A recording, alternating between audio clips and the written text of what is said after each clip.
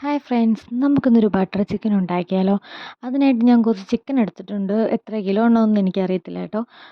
പിന്നെ ഞാനൊരു പാത്രത്തിലേക്ക് കുറച്ച് മുളക് പൊടി, കുറച്ച് മഞ്ഞൾപ്പൊടി, പിന്നെ കുറച്ച് മല്ലിപ്പൊടി, പിന്നെ കുറച്ച് ഗരം മസാല, പിന്നെ ഞാൻ കുറച്ച് കപ്സ മസാല ചേർക്കുന്നുണ്ട് കേട്ടോ. അത് വേണമെങ്കിൽ മാത്രം ചേർത്താൽ മതി. പിന്നെ കുരുമുളക് പൊടി, പിന്നെ എന്തൊക്കെയായിരുന്നു, മറന്നും പോയി. ആ പിന്നെ എന്തൊക്കെയോ ചേർത്തു. കുറച്ച് കുരുമുളക് പൊടി ചേർത്തു, പിന്നെ ഗരം മസാല ചേർത്തു, ഉപ്പിട്ടു. എല്ലാവർക്കും ഭയങ്കര കമൻറ്റ്, ഞാൻ ഉപ്പിടാറില്ല, ഞാൻ ഉപ്പിടാറുണ്ട് ഗൈസ്. ഉപ്പിട്ടു.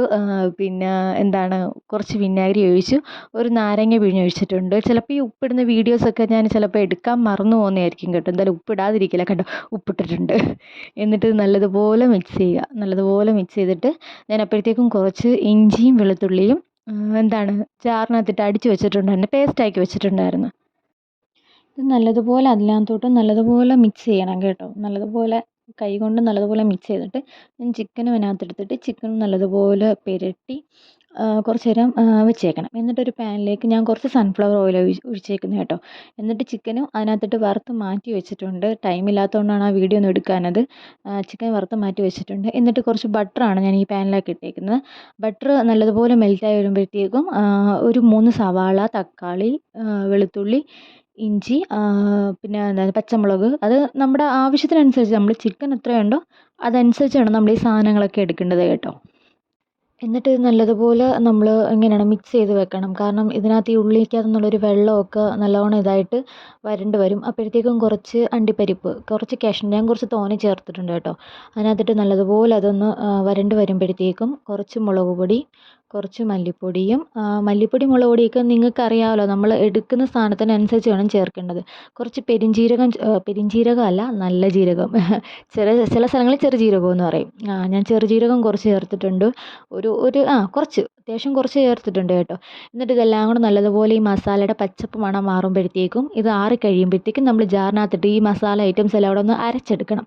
ഈ സവാളയും നമ്മൾ വഴറ്റി വെച്ച സാധനം അരച്ചെടുത്ത സാധനം ഒന്ന് അരിച്ചെടുക്കണം. അരച്ചെടുത്ത സാധനം അരിച്ചെടുക്കണം. എന്നിട്ട് അതേ സെയിം പാനിൽ വെച്ച് ഒന്നുകൂടെ നമ്മളൊന്ന് തിളപ്പിച്ചിട്ട് കുറച്ച് ടൊമാറ്റോ കെച്ചപ്പ് ഞാൻ യൂസ് ചെയ്യുന്നുണ്ട് കേട്ടോ അതിനകത്ത്.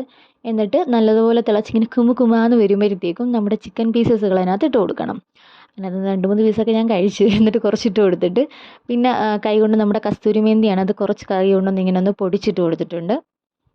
ഒരു ടേസ്റ്റിന് വേണ്ടി യൂസ് ചെയ്യുന്നത് കേട്ടോ. എന്നിട്ട് ഇത് നല്ലപോലെ കറി പറ്റി വരുമ്പോഴത്തേക്കും ഞാൻ മിൽക്കി മിസ്റ്റിൻ്റെ ഫ്രഷ് ക്രീമാണ് ഇട്ടേക്കുന്നത്. ആ ഒരു പാക്കറ്റിന് 90 രൂപ എങ്ങാണ്ടായിരുന്നു. അത്രയും ഞാൻ ചേർക്കുന്നുണ്ട് കേട്ടോ.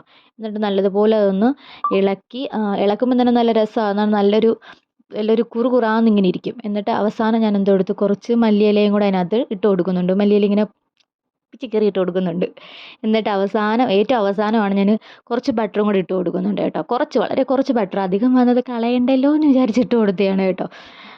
ഉണ്ടെങ്കിൽ ഇടുക, ഇല്ലെന്നുണ്ടെങ്കിൽ ഇടാതിരിക്കുക, അതൊക്കെ നിങ്ങളുടെ ഇഷ്ടം.